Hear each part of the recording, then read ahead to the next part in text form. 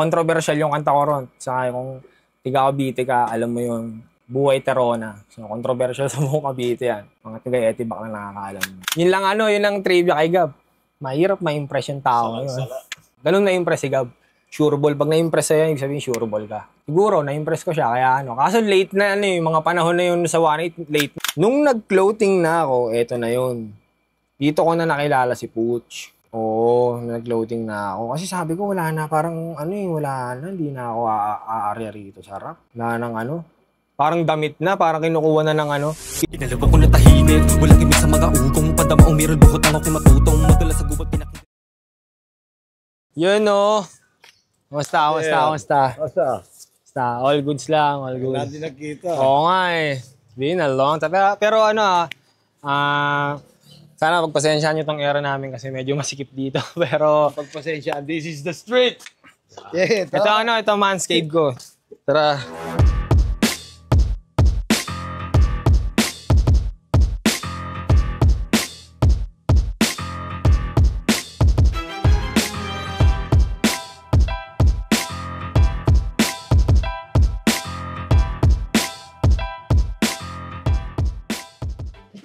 Okay, dito sa inyo. Pasok tayo.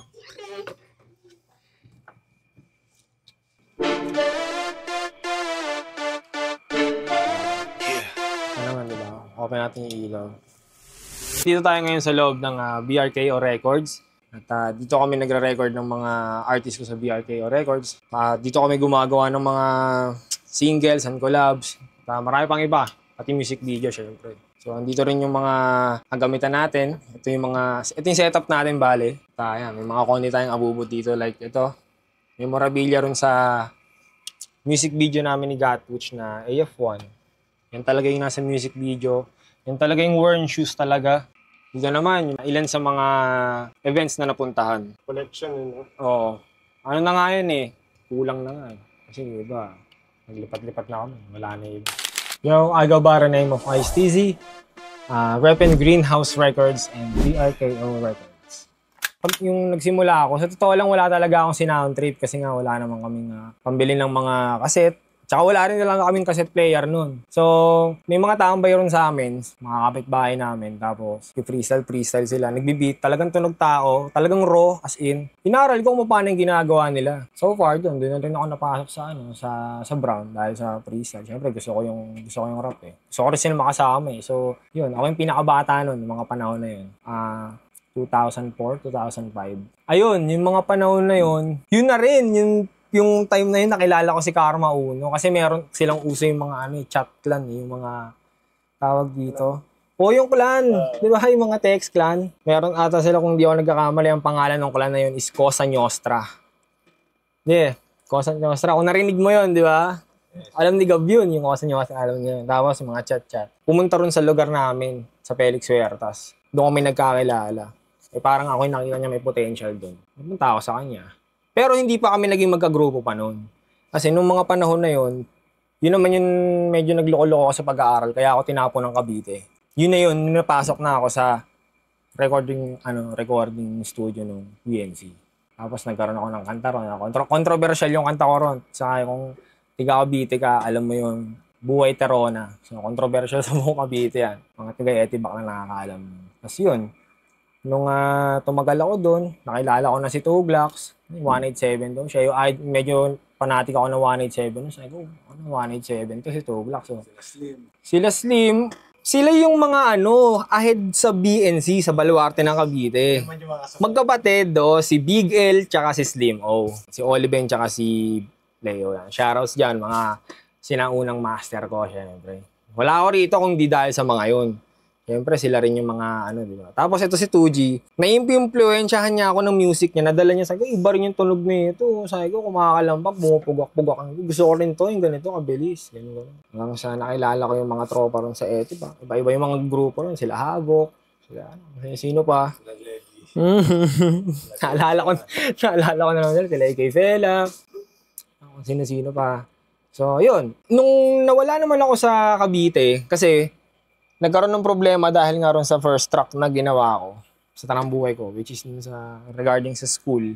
yung kanta na yun, eh medyo kasiraan kasi. Napunta na ako ng Manila ngayon. Nung nasa Manila na ako nanatilit, nag-aral ulit ako. Nagtagpo ulit kami ni Karma Uno. Gumawa na siya na pala ng Tech B. Wow, may Tech B ka na. Siguro yun. Hindi pa yun yung talaga, naging dalawa yung meaning ng Tech B. Nung una kasi mga pangalan talaga nila na yun.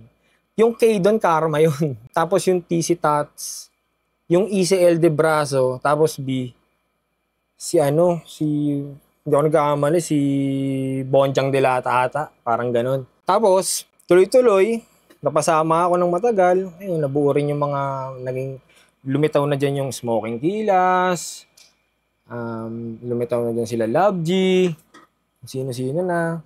Ayan, sila JC Enchaya, si Derek, naging Tech B rin yan.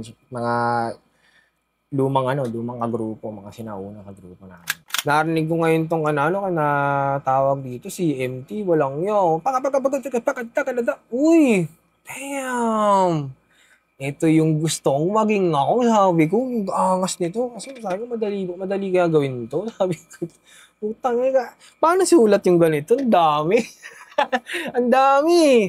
Ang dami mong sasabihin. Talagang pag sinabi mong speed drop, ganun yun. Pag sinabing speed drop, Innocent One, talagang foundation na Venom Mustang. Ayun. Kung inaabot yung Venom Mustang days, walang yun. Pero basta. Ganun yun eh. Hype yun eh. Tapos yan, si Tech-9.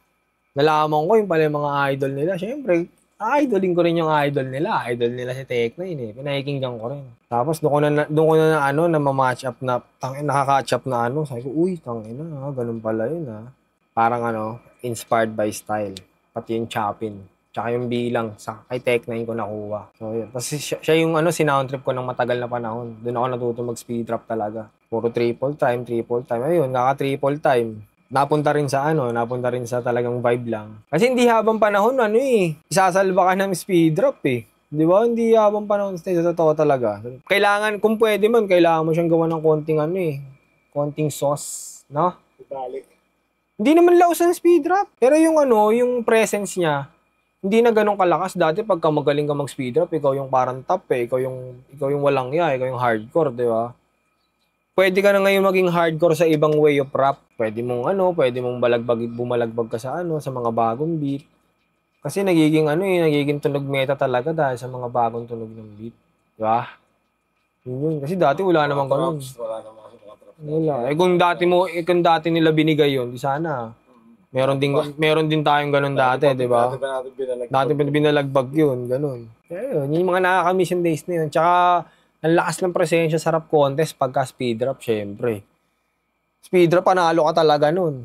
Impact eh. Oo, impact talaga kasi, lupit nun Chakra, idol yan. Tuglax. Diyan na talaga, yung sinound trip ko na talaga sila ng gusto, yung talagang tinutukan ko na talaga, dun nakahadap na ako na nakahadap. After nun, nakilala ko na si Gab. Nung nakilala ko na si Gab, medyo naging katiwala niya muna ako sa mga nun. Kinuha niya muna yung tiwala ako sa mga merch ng 187 nun. Tapos kumbaga ang tagal naming talagang straight na araw-araw talagang magkasama ni G talagang. Kaya nakilala namin yung isa't isa agad nun. Nakuha niya kung ano yung gusto ko talaga mangyari. Pero nung una talagang higpit, ayaw ako pa-recordin nun. Gab. Talagang kahit anong pasikat, yun yung kahit anong pasikat mo, hindi mo, mahirap ma-impress yun, makakala nyo. Yun lang trivia kay Gab. Mahirap ma-impress yung tao ngayon. Ganun na-impress si Gab. Sureball. Pag na-impress sa'yo, ibig sabihin sureball ka. Ganun yun. Siguro, na-impress ko siya. Kaya Kaso late na mga panahon na yun sa 1-8, late na Medyo kalas-kalas na masyado Kaya, hindi ko na masyadong hindi na ako nakakasama sa banding ng buo sila. Ganun. Minsan man, pag may patay pa, ganun. Pero, it's all good. So, tropa pa rin.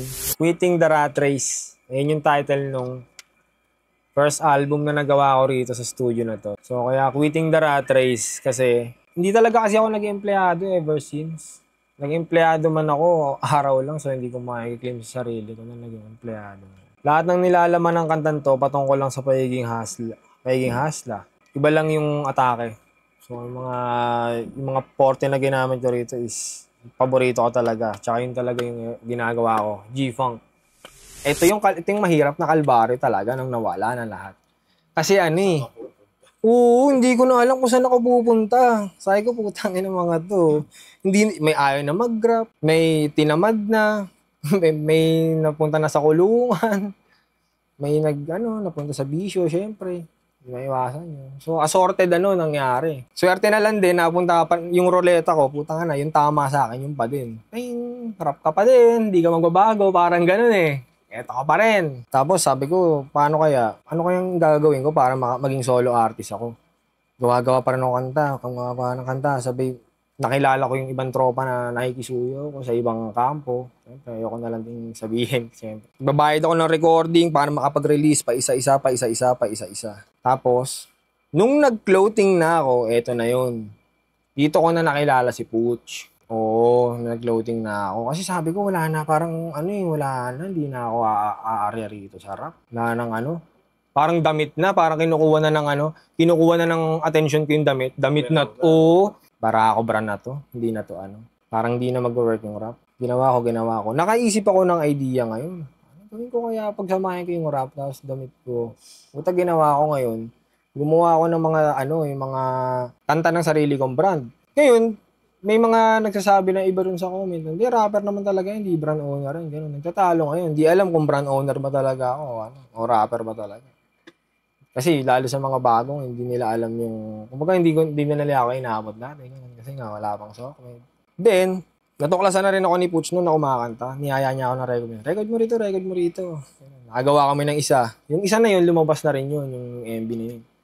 Yun nga, yung Amigo, yung unang-una namin kanta. Tapos, Kingpin, sunod-sunod na. Greenhouse Records na yun. Kami mga nauna doon, batch 1. Ilan pa lang siguro, mga 11 lang kami talaga.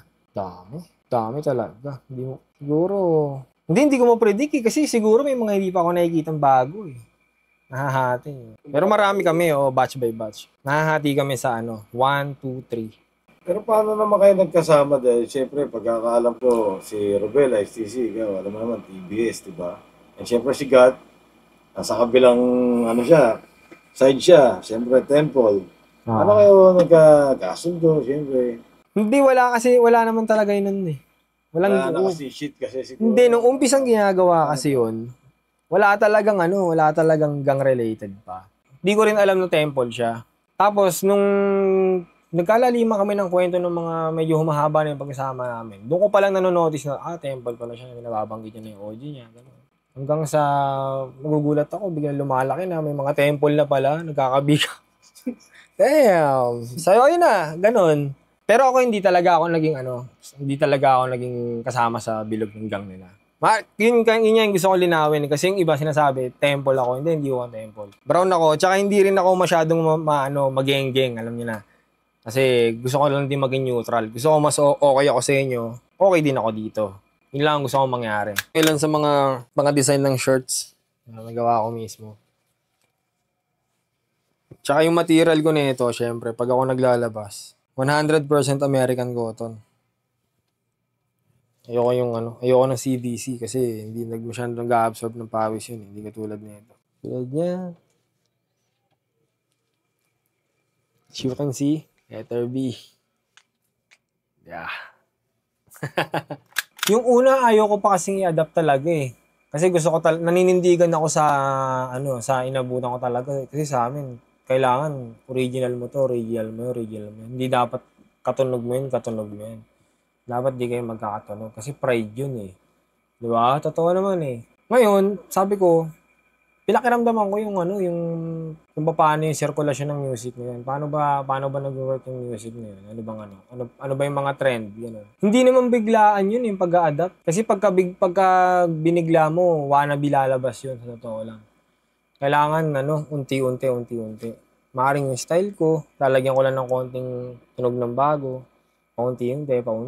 Hanggang sa susunod na kanta naman, may mas dadagdag na bago ulit. Hanggang sa yun.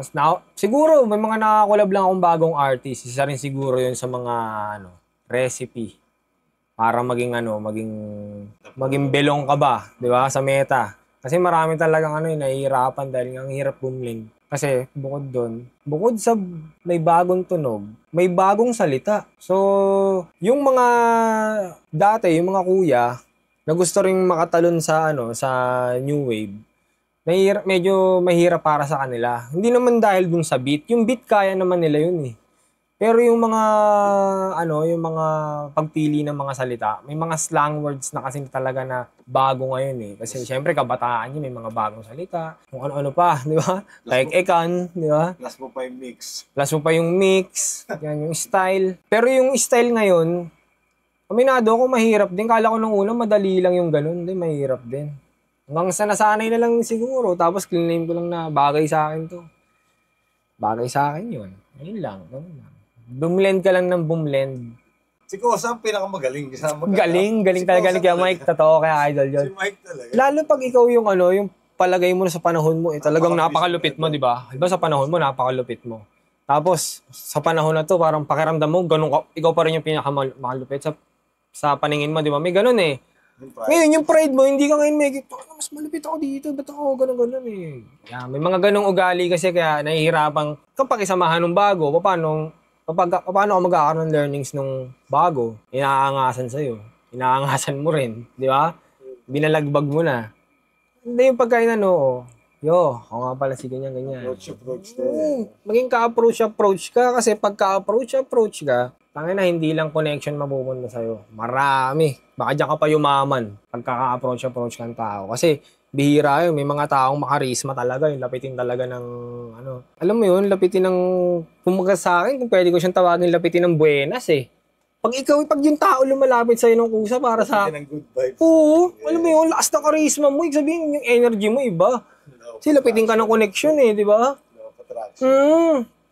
Parang namamagnet mo yung mga tao sa karisma mo, may ganun yung style eh. Kailangan ganun ka ngayon para dumami, mabilis ka mapunta. Yun kasi mga cheat code dun eh.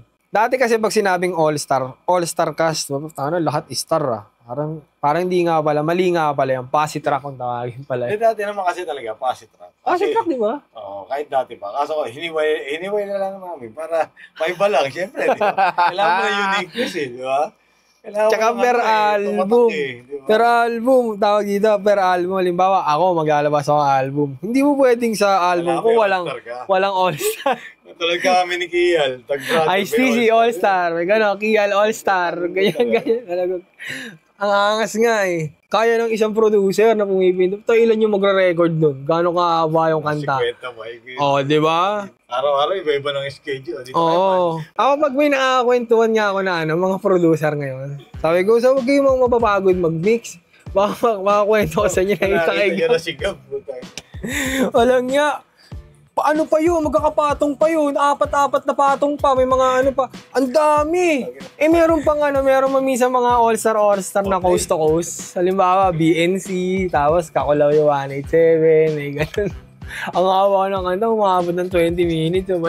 May lumalabas sa mga kanta 20 minutes ngayon. Hindi na nakapag-rap si Gab eh. Di ba? Kaya hindi na nakapag-rap yun dahil sa ganun. May lumalabas sa 20 minutes track ngayon. Wala na halos. Si Gab ginawa ni Gab. Isa lang siya, Plus siya pa yung music video din, no? Siya pa mix, siya pa lahat. record. Siya pa edit ng mga graphics, mga edit ng mga ganun. Sa CD. Oo. Tsaka may nagre-record ng isang album isang araw. Kung kanong kawalang niya.